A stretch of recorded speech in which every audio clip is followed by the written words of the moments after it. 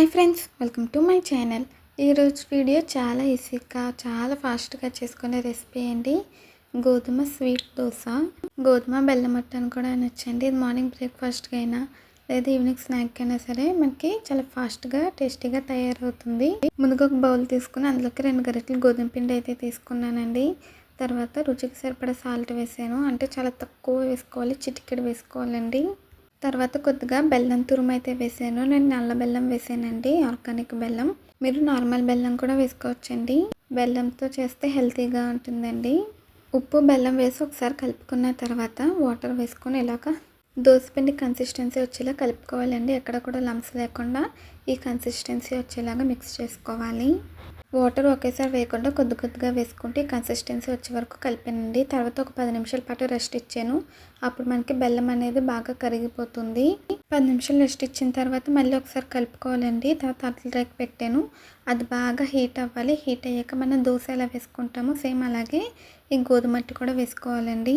అట్ల రేక్ బాగా హీట్ అయిన తర్వాత వేసుకోవాలి, లేదంటే మనకి అంటుకుపోతుందండి.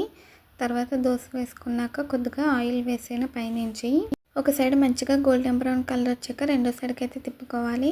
ఇప్పుడైతే రెండో సైడ్ తిప్పానండి. రెండో సైడ్ కూడా ఇలా కలర్ వచ్చేంత వరకు కూడా కాల్చుకోవాలండి. ఇప్పుడైతే మనకి రెడీ అయిపోతుంది.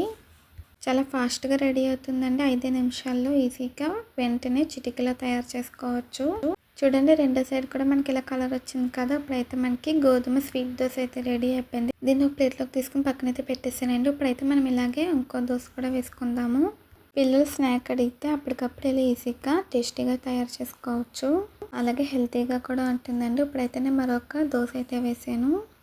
వేసాక మళ్ళీ కొద్దిగా ఆయిల్ వేసి 2 సైడ్స్ కూడా కలర్ వచ్చేంత వరకు కూడా కాల్చుకోవాలండి.